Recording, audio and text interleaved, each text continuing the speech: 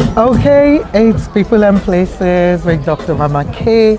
And yes, we are at another event that is making positive impact in the community. It is called I Am Making a Picture.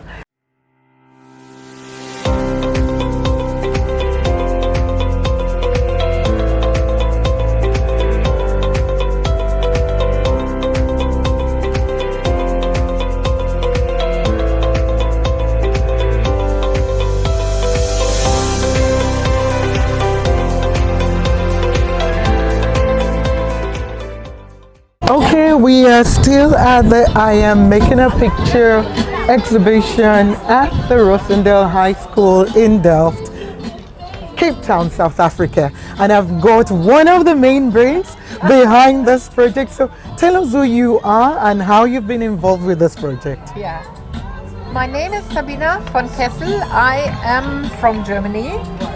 I used to work in development, government development in Joburg.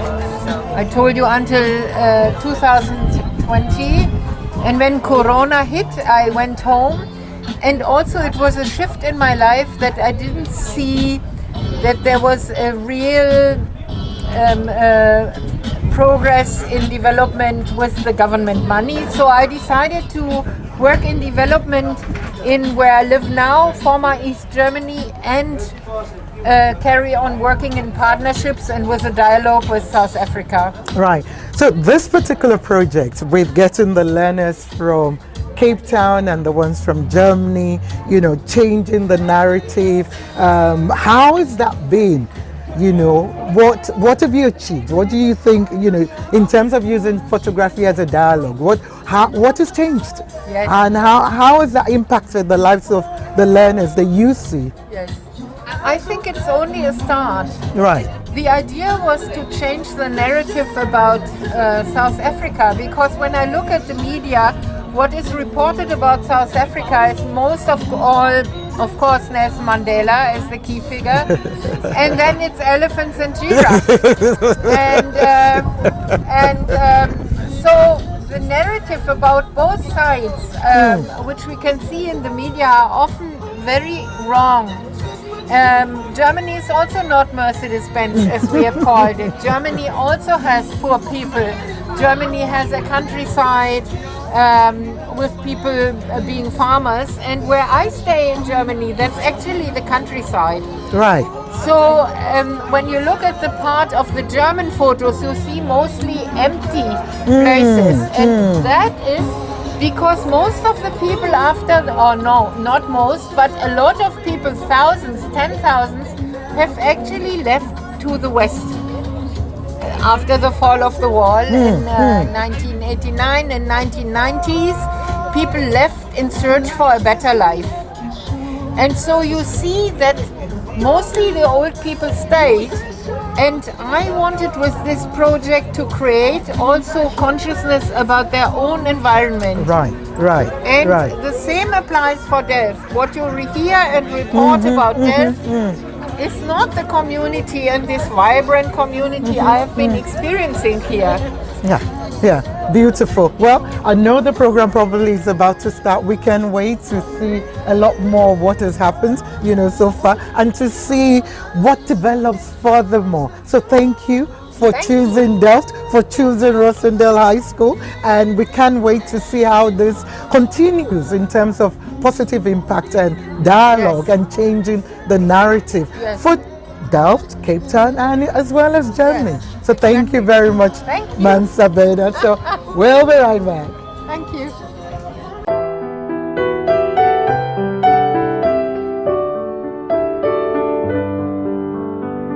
I would like to call upon Mrs. Sabina von Kessel to the front to explain to us why this is so important.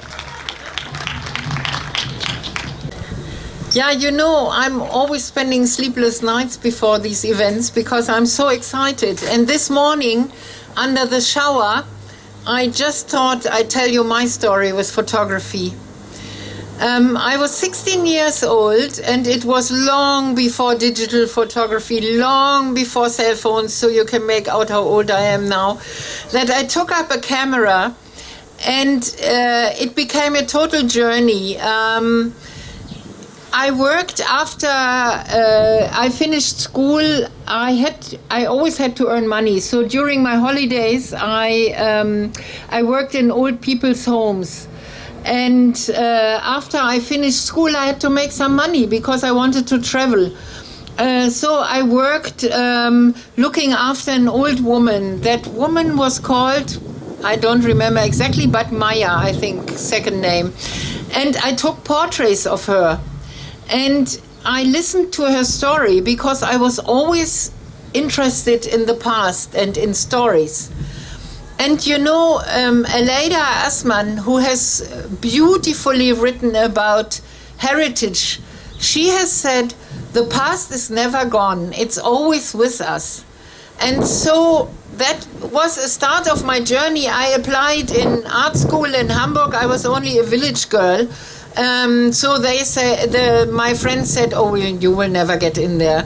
And but I met a professor on the floor. I was very young and excited, and I had in my own lab, which I had by then, I had enlarged those portraits, and he said, "Oh, did you already study photography?" And I said, "No, I've never learned. I've just started." And so I got into art school, and you know, I was highly allergic against darkroom chemicals, and during that time we had to go into the darkroom, we had to enlarge our photos, and I would faint in the darkroom. So I had to switch my studies, and I did more film, and then I did graphic design. And it was a totally different story also, because my professor would always say, you have to tell a story, and you have to lay out it and make it into a story. So my diploma actually, and during that time I had to also earn money for my studies, and I started to work in a museum. And I discovered that in that museum were 100-year-old photos taken off the, and I'm relating to you, Dominika, taken off the fishermen in Hamburg. And my job was to make reproductions of those old, fantastic old black and white photos. And I discovered also other things, terrible Nazi stories in that museum. But it was a part of my journey, and my diploma actually happened like this. We had big shipyards in Hamburg. One is only left. But you know, Hamburg, where I was studying, is a workers' and also a merchants. It has two sides. There were 40,000 people are still working in the harbor. But of course it has the very rich side, the merchant sides, and the colonial stories and how those people became rich.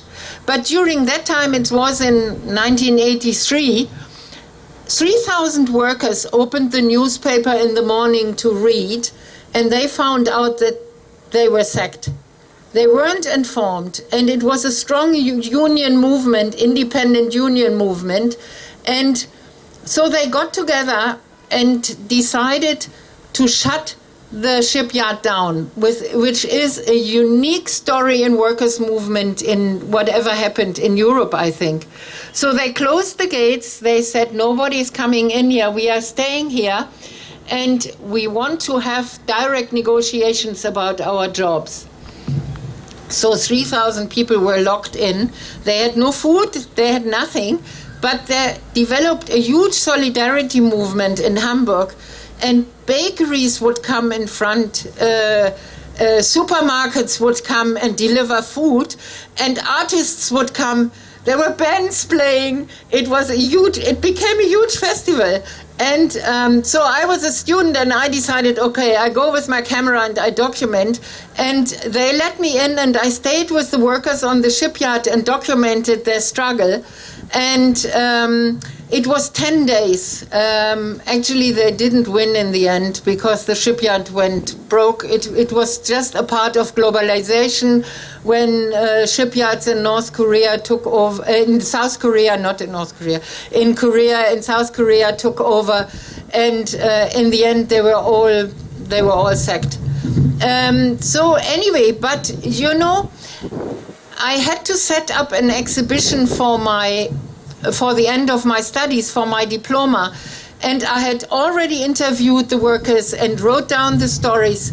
It was a big oral history movement in that time, and those recorded stories, very much like this, became an exhibition. And the interesting thing was that the workers, they were still in the shipyard, and they said, come, we do the whole building.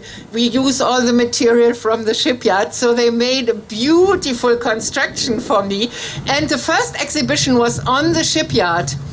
And they had just taken the material they had been given to, for shipbuilding. It became a big thing.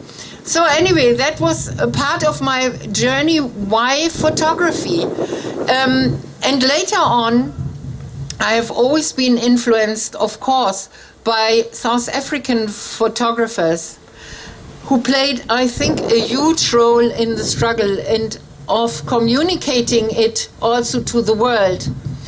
So when I came the very first time to South Africa, it is not such a long time ago. It was in 2015 or 2013, I think. I was actually on my way to Botswana. I had been given a job to photograph animals, and during that time, I must say, I was also full of stereotypes about Southern Africa, no?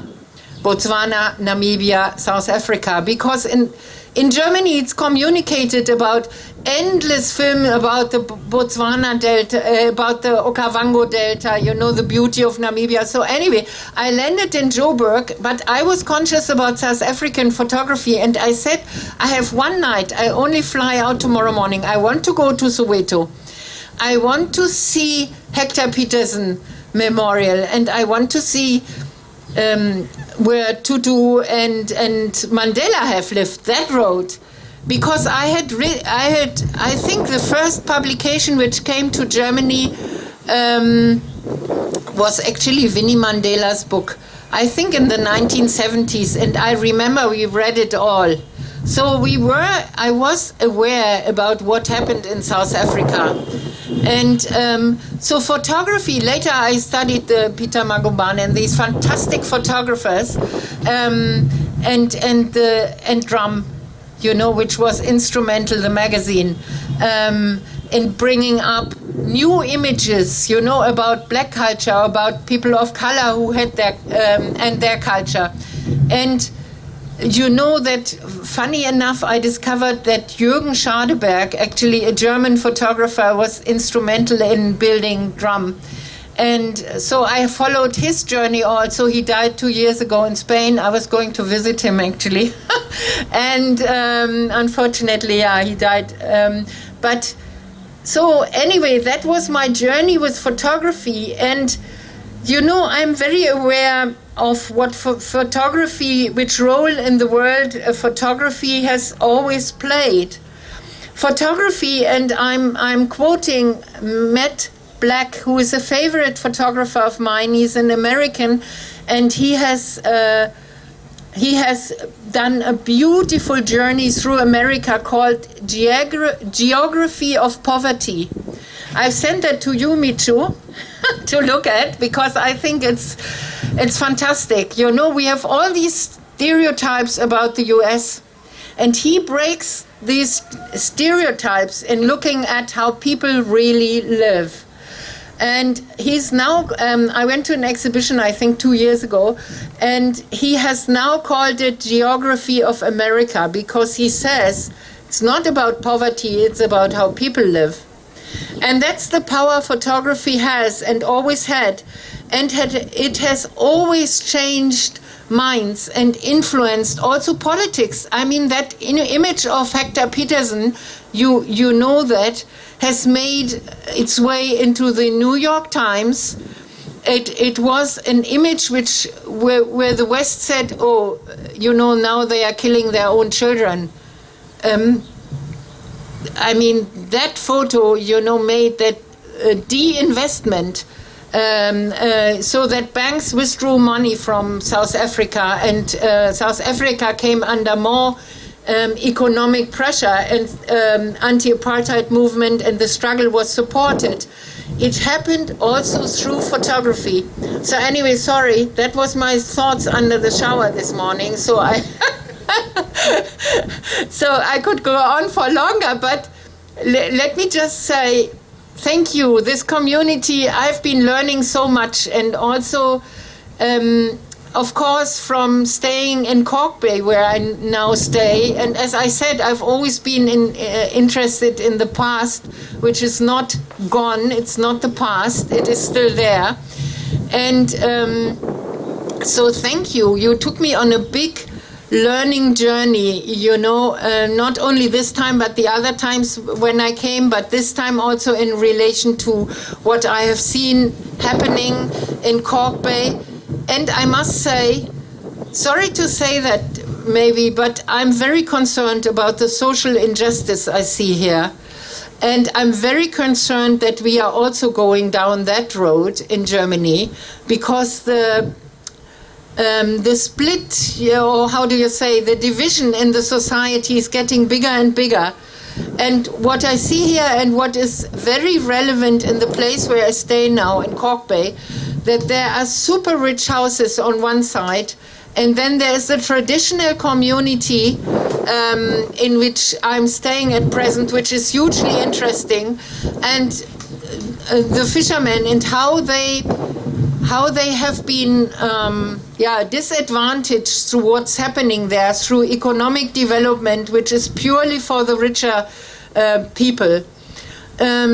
So I think that's a story we need to tell, one of the many stories we need to tell, and we need to see what we are losing when we are going down that road. And I want to say a few words about my own country now. I'm very concerned about my own country, not only about South Africa.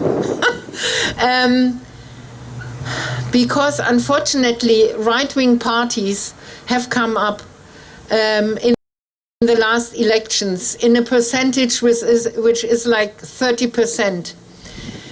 And mainly they came up with propaganda against migrants or people, you know, people who live in Germany, who are born in third generation in Germany and have been working and have been instrumental to our economy.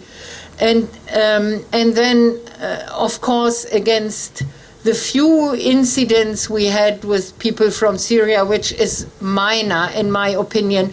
So I would call it a whole disinformation campaign on what is really happening and what is really important. And this disinformation campaign also concerns me a lot, because what is really important and where we all have to work together is climate change. It is the most important issue. It will reach us all. It is already reaching us. When you've seen what happened a couple of days ago in Florida, it's part of climate change. You know, the rich people and the people who had cars, they could get out very soon. You know, 6 million people had to be moved. Imagine that would happen in South Africa. Who would get out that far? That fast to save your life, and it was just about saving your life. So I want to also thank you, Jessica. She's here also from Kales River. I was the program manager of a conference which happened like, when was it, 3 weeks ago, 3 weeks ago, and I had thank you, Griselda Lehman. She had given that contact to me from Jessica in Kales River, who does such fantastic work with the shack builders, and which is, of course, her work is also connected to climate change, and how do people of social economic background, you know, who live in bad shacks, of weak social economic background, how do they survive? You know, how do they survive climate change? And she's empowering young people to build their own future. there in Cales River. I think it's fantastic work. And she could present that at the conference. Of course, we couldn't fly you in, also due to climate change. We are not getting funding for that anymore. But we had you on Zoom, and I can tell you that everybody really liked what you presented, and also Nazir from outside of Cape Town, from Philippi horticulture area, he presented. And I've also found out that I went there 2-3 weeks ago to visit Nazir, or we went there, and we saw how speculation and the so-called development is actually taking the land from the farmers.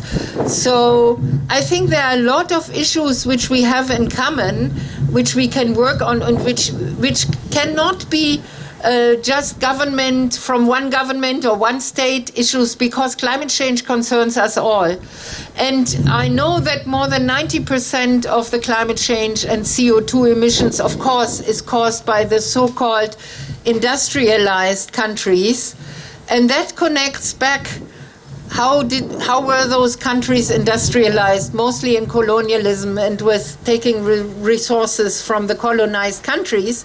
And now we have that double thing, that like we became rich in Europe and in the US with colonialism, and now we have the main emissions. I think all of Africa is only 8% responsible for CO2 emissions. So there needs to be also a shift in perception, and I think really also in the flow of finances. So what I want to say in the end is that the projects which I will continue to do are not only one-sided benefiting the youth here, because they are hugely benefiting the youth in Germany also, who really need to have another view on the world. They need to learn about what's happening in Africa, and they need to connect. And I as I tell you, the right-wing people, they are very racist. And so my only idea against racism is dialogue and friendship between you and those guys on the other side. So we will continue with projects which benefit both sides. Thank you very, very much.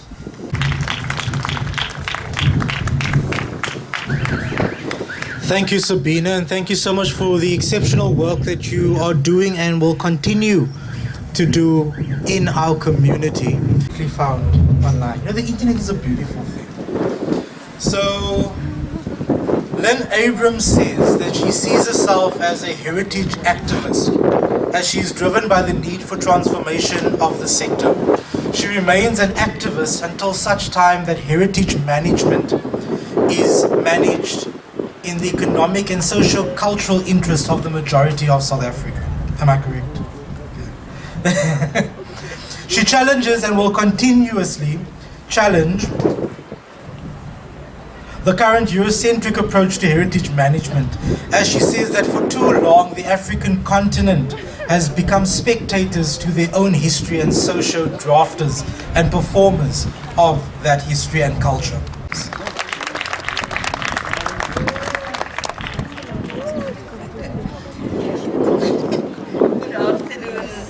Everyone. You know, when Sabina asked me to speak about decolonization of the mind, and particularly in terms of photography, I was like, okay, what do you speak about? Especially localizing it to a community like Delft. And my journey with decolonizing my own mind started with my PhD journey, and where I focus more on Afrocentrism and what does it mean to be African, and also to shift my own mindset in how I thought about things, how I view things, but also how I see things. And that's a journey that started few years ago, and it's an ongoing journey, because I think when you talk decolonization of the mind, you don't only talk about how others perceive us, but I think the first shift must be how we see ourselves, and how we see ourselves in relation to others from our continent. Because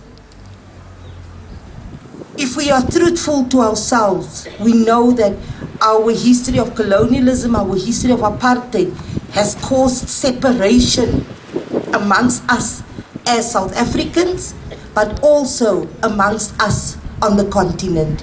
It has created a them and us, an inferiority and a superiority complex, where some were deemed to be better and others were deemed to be inferior or lesser than others. But these perceptions has been going on for centuries, and this was through a distorted lens of Europe, or those who colonized us, and this particular perception has been ongoing and is still ongoing. So this perception has been ongoing for a very long time and continues to, like Sabina said, also that people still think of us when you come to Africa, when you come to South Africa, then hardlopers naked around in the streets, there's wild animals that is all over, and that is how people see us. But there's also another perception, but I'm going to talk about that.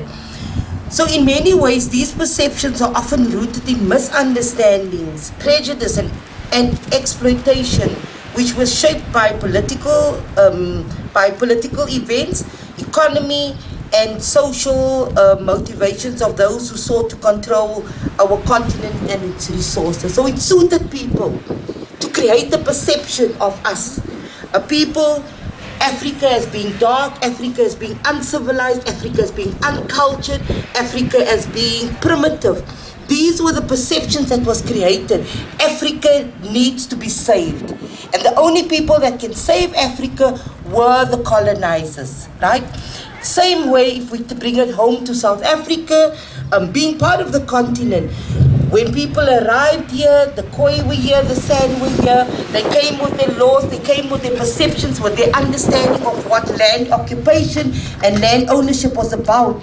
And in order to create perceptions, they first had to create a narrative of us being uncivilized, uncultured, subhuman, and a people with no history, a people with no heritage. In fact, you can go further in history where they even said the descendants of the Khoi were completely extinct.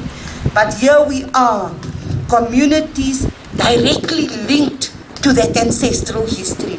I just want to also say that, you know, when I started working at Ezekiel, one of the person or my colleagues asked me then, so I was often saying that I associate to Khoi, son and slave, and she asked me, but why? And I'm like, but your history denied me the right to exist. Today, in choosing my own agency, I choose to associate with both Khoi, son and slave.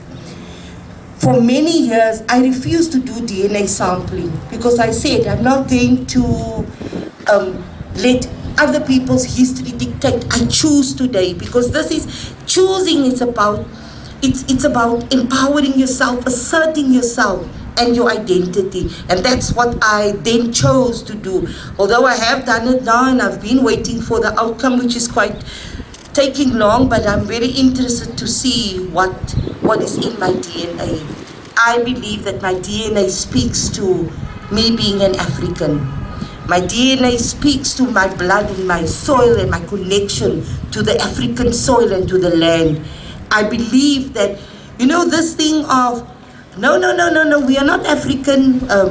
My great-great-great-grandmother was from Germany or from England, whatever, because of the perception that was created about Africa. But if we know, really know, and go into the history of pre-colonial Africa, you'll find a beautiful history. a history that speaks to success, a history that speaks to economic stability, that speaks to social structures that was in place, everything that was there, economy, trade, all of it. So this picture that was created about Africa and about us as being backwards, and having no systems that needed to be saved, was a perception and narrative created to colonize us, to colonize our countries, to colonize our natural resources. Because one of the things that Africa has, Africa is rich in mineral and natural resources. But when you look at Africa, Africa is perceived to be poor.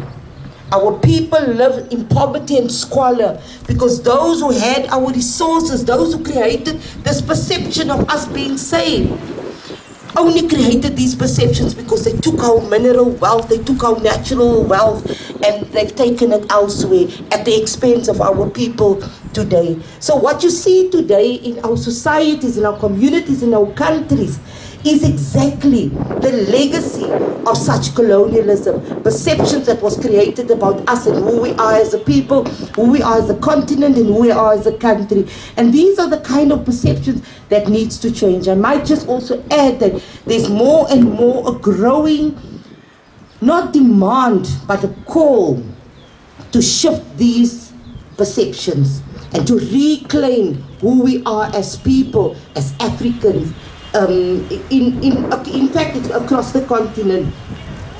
So, when we look at, so I spoke about, the perception of Africa as a land plundered and exploited and framed the continent in a passive entity. Its people and resources seen were mere commodities to Europeans. Now, when you also look at our history, and with colonialism came many other things, including slavery. I often say that slavery is not part of my history. We became victims in the story of European greed, and we became victims in the story of Europeans who wanted to plunder our mineral wealth and to plunder us as people. And they've engaged into this thing of stealing our people, bringing them here and making them into commodities. And when I say commodity, I literally mean commodity. If you work in a museum environment, you'll find that slaves or those who were enslaved were often listed, and we were inferior to them. What is sad though is that those perceptions were created then. It still runs. But what is even more sad is that it is become prevalent within our own continent, amongst ourselves, even within our country. The apartheid system is also to blame for some of these perceptions, or for these perceptions created. Because what did apartheid do?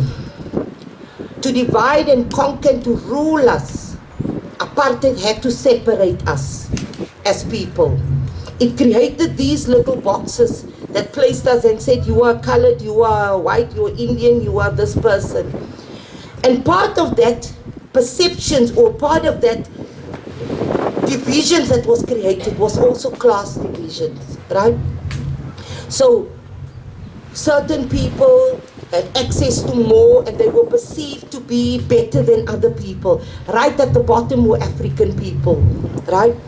And as we grew up, I remember in my book, and those that is my age will remember when we did history at school, we were often taught that Chaka Zulu is the most bloodthirsty person. We were taught that Africans were violent, were uncultured. I remember how scared I was to go into an African township. But what saved me was activism, was politics and activism, being and getting involved in the anti-apartheid struggle. It saved me, it opened my eyes to the reality that whatever is in Gugulethu or Langa or Kailicha is people, and people with similar dreams as myself have. But today, these perceptions continue to exist. And this is the sad part for me. So when we talk decolonizing of the mind, let's begin at home. Let's begin with ourselves. Often we talk about the K word. Often we talk about people, othering people, putting them as inferior beings, putting them as lesser than us. We go to school, like in a school situation where we have a combination of children from various backgrounds, various languages, and that we often create perceptions of them and us, of us being more inferior or more superior to others. So all of this, when you talk decolonization, we must address these things, because it's no way we talk decolonization and we want to shift the way other people in the global arena thinks of us. But yet right here at home, we continue to even discriminate against our own. We continue to speak abahambe. We continue to speak about certain things. You know, in the election campaign, what was most painful for me was when a political leader said, I can rather switch off the oxygen of somebody because that is deemed to be an illegal foreigner in this country. What has gone wrong with our humanity? Where have our humanity gone wrong? How do you switch off the oxygen of a person, a human being, a person like me and you, just because the person comes from another country within the continent? So these are the things, and I can see, Sabina, like you were saying that what has been happening in Germany currently, you can also see a similar shift in politics, the right-wing shift in politics, trying to create further and further divisions and the othering. And these are the things that we need to, when we talk about a person that does crime, whether he is a Nigerian or Zimbabwean or South African, the law must take its course. But we cannot paint every person, every child, just because they come from a different country in the continent. But when we talk Germany, if Sabina and her young people come here, we are so accepting. And why is that? Is it the issue of the color of the skin? So when we talk decolonizing the mind, let's start with ourselves. So I'm totally off script as usual. So you know, all these perceptions of Africa and South Africa, as I said, were deeply influenced by many other things like our history and all of that. So when we speak about decolonizing the mindset, yes, it's about reshaping these perceptions, which have often been framed by colonial legacies and stereotypes that many of us spoke about, and one-sided narratives which zoomed in on African and European lens. Now, you know, when Jan van Riebeeck sailed in at the Cape, right, there were people. These people lived differently to what they were accustomed to, right? They believed in property rights. The Khoi and the San believed that the land belonged to everyone who lived on it. And the resources on that thing is controlled within a particular tribe or in a particular group. Today, what is strange to me, it's there, it is in history. Today, we'd say the land belonged to the Khoi and the San. When even the Khoi and the San, the lifestyle, the way of life, was not about ownership, but it was about communal living, right? So, also when Europeans came here, so now they've arrived here, they've colonized us, they've taken our land, they brought slavery or brought people in to enslave them. And not only these voyages of exploration that brought them here, but across the world, people then began to look at us as Africans. And I'm talking continent, I'm talking country. Through this Eurocentric values and standards that they had. They didn't understand us. They didn't know our cultures. They didn't know our languages. They didn't know the beauty of our diversity. They didn't know that. They didn't understand that. But they decided to then view us through their standards, through their values, which was completely different. Hence, the stereotypes about us began to circulate. So, I'm just going to skip all of this. So part of the call to decolonize, as I said, it's about the shift in Eurocentric perceptions of Africa and South Africa, and it is to challenge and dismantle the long-standing views held during the colonial era, but also during the apartheid era in South Africa and today in the post-apartheid era. These perceptions continue to exist. So, thank you. So, perceptions of Africa and our own country that is created today still, that exists, it's poverty, it's war. It's showing us in this very negative light that the only thing that comes from Africa is negativity. It's us fighting each other. It's about our very squalor, poor conditions that we live in. It's about showcasing, and this is the global media that showcases this view of Africa. And that's why across the world people think about Africa. Hey, you can't come to Africa, you can't, because you're going to get killed. Africa, South Africa, is much more than the poverty, than the war. It's got a rich cultural history. It's got history that speaks to civilization. In fact, one of the greatest gifts of Africa to the world has always been our humanity. And those are the things that has been dismissed, being denied, because of the perceptions that they created about us and who we are as a people. So part of what we need to do is to shift, right? But as photographers, I want to also say and challenge you.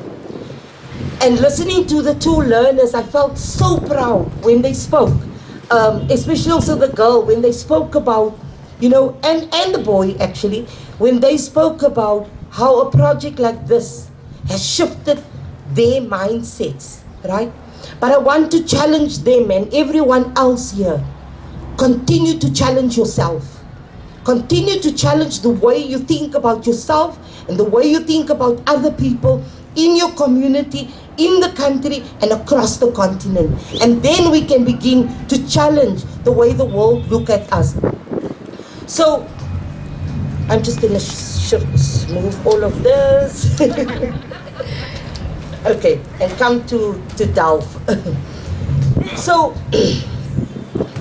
So historically, the West's portrayal of Africa has painted us as a dark continent and in need of being saved. Many people still believe today that only the white man can save us. Sadly, a sad reality. And that is what we need to also begin to think about. I'm not saying that you have to, but I'm saying that we need to begin to think. If we become activists, because photography is a form of activism, and when you begin to think like that, begin to think of how you challenge all these perceptions and these views that is within your communities. So, the negative stories, I've spoken about that, corruption, poverty, crime, and all of that, the way the world looks at South Africa. But when South Africa contributes, in fact, South Africa is a main player globally in terms of international peacemaking and breaking. South Africa has challenged the genocide in Palestine by Israelis in the International Court of Justice. So the view of South Africa has significantly also shifted from who we are. I think Mrs. Lehman spoke to me earlier on about the World Cup and how that has shifted. Even Mandela and the role that Mandela has played, all these things have begun to shift people's views of our country. But has it shifted the views of who we are as a people? That is another question. And that is something that we need to continuously interrogate. So, you know, decolonization, or the project of decolonization, is supposed to start within our schools. Our curriculums must speak to that. And unfortunately, our curriculum is not there yet. The Rhodes Must Fall campaign, I'm sure you've all heard about the Rhodes Must Fall campaign, was an attempt to challenge to challenge the colonial, not only the colonial landscape, heritage landscape, but it was also a call to transform institutions of higher learning, but then also institutions like schools at this particular level. But a project like I'm taking a picture, it's not part of the formal schooling, but it has proven that it is a powerful way to dismantle and dislodge perceptions within ourselves, stereotypes within ourselves, but also in other parts of the world. If only the education department could invest more in programs and projects like this, we would ignite a fire of young people, young activists, beginning to question and challenge and change the narrative within ourselves, within our country, but also within the continent. And isn't that what we want? Isn't that what we need in our country, in our continent? We are old now. I mean, in the next couple of years, I'm going to be retiring. But who takes over this honest conversations? You know, conversations that makes people uncomfortable. I'm not here to make you comfortable. I'm here to speak truth. And I'm here to say, when we talk decolonize, let's begin with ourselves. Let's begin within our community, let's begin within our country, and then into our continent. And then we start challenging those outside. Because you cannot challenge what you have not changed here. So, this initiative, it's about reclaiming diverse cultural identities. And it's also about reclaiming agency. It's about reclaiming yourself, who you are, your identity, your surroundings, the things that it matters to you, your culture, your traditions. It's about projects, it's about things like this. So it's important to say.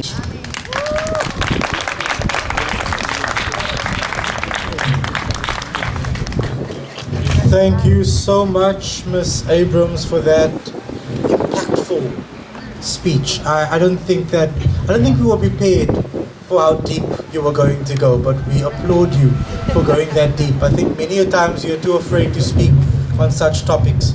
So it really takes someone who understands that we need to emancipate our minds to share words like that.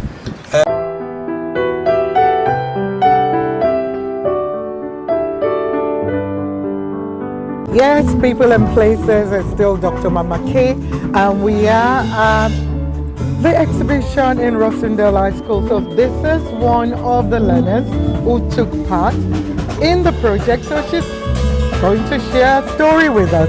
So tell us who you are and how you were involved with the project. Okay, do I look at you or the camera? Okay, so my name is Aisha Salam. I am 19 years old and I am doing my last year of high school, which is Matric. So I was participating in this project and I joined the street light photography. So street light photography is basically everything that happens in the streets of town. And I am from Down, so that's what I've been capturing, the streets of Down. Wow. So how was the experience for you? It was a very nice experience, honestly. You know, I never worked with a camera. So walking with the camera, people was looking at me and I felt so special. I felt like a photographer. I was like, you know, just snapping pictures of anything, so it felt amazing, honestly. So for you, that's a skill you didn't have, but that now you have. Yes, that's I'm proud to say that I have. Okay. It's a very wonderful skill. Awesome. So, yeah. And I know you went with them to Germany last year. I Tell us did. about that. So I got an opportunity to go to Germany. It was more of an exchange program, so I was one of the lucky 10 learners that got an opportunity to go to Germany. So before going to Germany, I was very skeptic about Germany. I was, you know, more about, am I going to feel accepted? Will people like me? Will I get judged? Or whatever the case may be. But you won't believe me when I say, coming to Germany, I felt at home. And it's funny because I wasn't at home, but back then I felt at home. And it was, the people were amazing. I loved it there. It's definitely a place I want to go back to. So, yeah. Wow. So was that your first time of traveling ever, or you've traveled before? It was. And fun fact, I'm the youngest of 3 siblings. I always told my parents I'm going to be the first to travel, and I was literally And you got it. Yeah, exactly. Wow. So that's awesome. So for you, you're born in Delft or in Cape Town? I was born in Tanzania. Tanzania. Yes. Okay, so what language do you speak? Originally, I speak Swahili. Swahili. Yeah. So can you still speak Swahili? No, I can't. You forgot No, that. I can't. I came here like at the age of 3 and I couldn't speak English or Afrikaans, only Right. Swahili. But Right. now I had to adapt, so now I can only speak English and Afrikaans and not my own Wow. language. Yeah. No, you need to go back and learn No, some. I do. And I really mean that because that will stand you in good stead later on, Yeah. knowing another language apart from Afrikaans and English. So, what are your plans for the future? Plans for the future, I want to study after matric. I want to study social worker because my dream lies in becoming a social worker since the age of like really young. I always wanted to be a social worker because many people go through things in life and they need someone to speak to and they don't always have that someone. So I would want to be that someone they can speak to. And I know you've been part of the team with the Africa Africa Unite Yeah, I Club, always okay. make myself available, you know. Whenever it comes to youth and joining things, I'm always there. So even at my school, I joined the RCL, I joined the Africa Unite, I'm a prefect. You know, I do all these things for my school. I keep really active. Awesome. So for you in Delft as a community, what do you like most? We don't want the negative. What do you like most for you as a community in Delft? One thing about Delft, we like to stand together. We stand together as a family. When you're from Delft or not from Delft, we're into Delft, you know. We have our bad sides, our negative sides, but we don't always speak about that because it's like people want us to speak about that. But it's not just that. There's a very nice side about Delft also. And the thing that I like the most is the fact that we're like a family. together. Awesome. That's Yeah. beautiful. Well, thank you so much, Thank Aisha. you. We wish you all the very best. Thank we you can't so wait much. to hear more about Yeah. you becoming a social worker Yeah. or whatever God has laid plans for you, and to continue to grow and to Definitely. upskill yourself and encourage others as well. Now, in closing, I want you to give words of encouragement to anyone you feel you want to speak to. But now you look in the camera. So, words of encouragement. I just want to say, don't give up. I know life can be tough sometimes, and go for your dreams. You know, no matter what happens, no matter who calls you, what they say that's negative upon your life, don't allow the negativity to bring you down. You get wrong instead.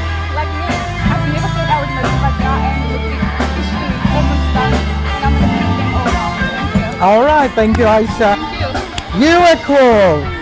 So, I know some Swahili. Yeah. So, a little bit. Okay. But now I forgot to know what I don't want. Okay. Wait, I can see something in Swahili. Okay, say something in Swahili. Yeah, I'm gonna need you to translate what it is. Okay. Mimi nataka maji means Okay. I want water. I want water. Yeah, that's all I know. That's literally all I know. That's interesting. Okay. Yeah. Oh no, what have I done with my Swahili? My Kenyan friends are going to kill me because I knew some words, but now it's gone. Yeah. But it's all good. We'll be right back. Right, right.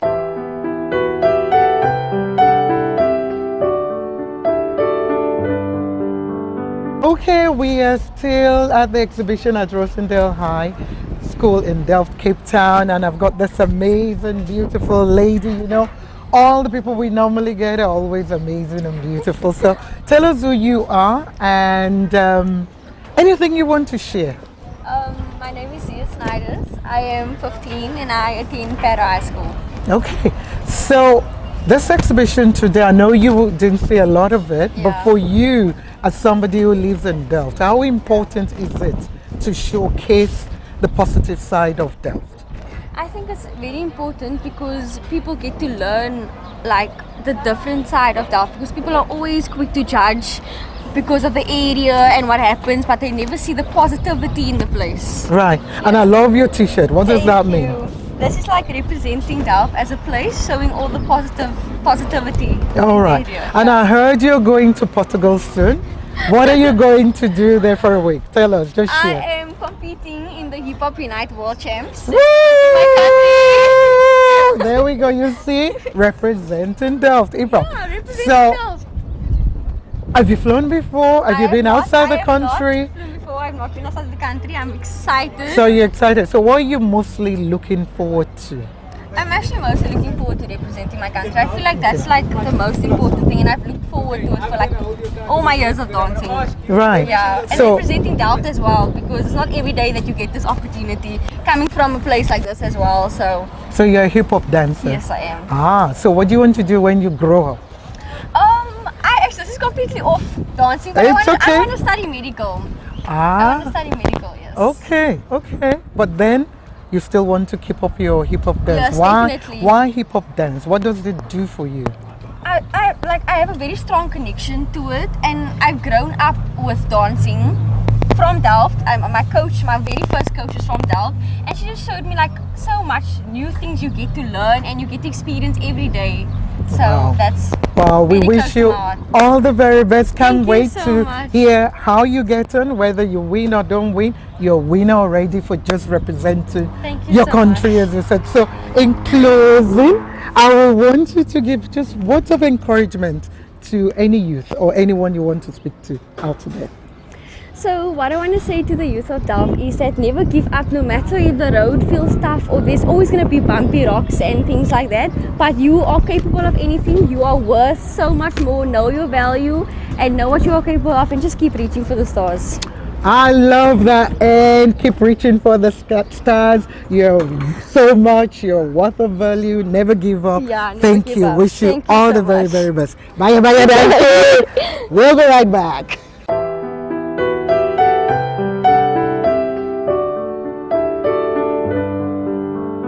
Okay, yes, we are still at the I Am Making a Picture photography exhibition by Rosedale High School in partnership with Germany and Sabina and so on. So we've got this amazing, beautiful young lady that we featured before. So tell us who you are and how you've been involved with today's project. Good morning. My name is Jenny Fontaine. I'm an educator here at Rosedale High School. I'm also a journalist and a passionate community activist, working with youth in Delft for the past 8 years. And this particular project, what has stood out for you? Well, as you know, Mama K, often our children are left voiceless, especially in communities as ours, such as ours. They don't often get the opportunity to speak their truth to the rest of the world. And I thought that this is an amazing instrument in which to do that. And I was so blessed when it came to our school, and we got into partnership with the school in Germany, Fritz Greve. Shout out to Fritz Greve in Germany, Machim. We love all of you. And yes, so this was all about our children getting the opportunity to speak their truth to the rest of the world. You did go to Germany with the learners. How was that experience for the learners especially? Because I'm sure some of them is their first time of probably ever been on a plane or even traveling out of South Africa. How was the experience? Mama K, as I've shared with you previously in our previous interview, I said to you that when I was a teenager in Delft, I'm from Delft originally, I've lived here for 30 years, and at the age of 16 I had the opportunity to also travel abroad with my school, and things have never been the same again for me. Once I came back to Delft, I understood that the world is a much bigger place, that it is rich in experience and rich in opportunity, and just because of where you're from, nothing should limit you. So in essence, the world became a limitless place for me. And I was so honored for the 10 kids from our school and our community to have that same opportunity so many years later. Let me tell you, when we returned, these kids, I see something completely different in them. They are all leaders in their own right, all standing up for what they believe in, and mostly to empower their community. One of the boys, he is here today, and I know he's not going to mind me mentioning his name, Blake. I've worked with Blake since he was about 6 years old. We've been working together, and Blake also went with a trip to Germany, and he has lost his mother, and his father is not active in his life. And Blake was a very troubled child. And he had the opportunity on our last day in Germany to speak to all of them and thank them, and especially the host family that was hosting him. He said to them that he came to Germany with a broken heart and that he is leaving with a whole heart because of him seeing the nuclear family having this experience, people placing so much importance on him. He healed in the process. So that was for me the big highlight of our trip, to see Blake coming back. I know all of them did, but him having the opportunity to speak it even there. Yes. Wow, thank you. I know we need to go, but we can't wait to see more of what this project will be. I know Miss Lehman was saying earlier that it's probably going to be an annual one. We salute you, we honor you. Well done for what you're doing. We see you, and God will continue to use you mightily amongst us. And for me, I think when they were sharing the story of not just the learners, but now working with all the, their family and that generation, building that generation gap. that needs to happen. So, and I see the stakeholders here, different stakeholders, can't wait to hear more positive things, because that's what we're about. It's not about the negative, but the positive. So, but in closing with you, can you just give a word of encouragement to any learner, out there who might not have an opportunity like this? As I always say to my learners, the world is a limitless place. The only limit that is placed on you is the limit that you give yourself. So nothing, your circumstance, nothing can hold you back from becoming who you truly are. Go for your dreams because they are real. Thank you. Wow, you heard her? That's the philosophy of our journey. Go for your dreams. Yes. Well, we'll be right back. As always, it has been humbling, it has been great, it has been amazing, it has been fabulous. The exhibition itself, the powerful speakers, the young learners who were sharing their stories, the food, the music, and a lot of others. Wow. Congratulations, Miss Lehman, Sabina, Miss Janine, Mr. Essen, everybody that's been involved with this project. Well done. We see you, we hear you, and continue to use photography as a way to change the narrative. So all the Germans as well, the young people in Germany, well done for seeing South Africa in a different way. It's not only about the giraffe, the animals, and yes, for South Africans seeing Germany, that is not just about Mercedes, it's more than that. So we wish you all the very best. We'll be sharing the details for you to support projects like this at the end. And until next time, stay safe, stay blessed. Love you all.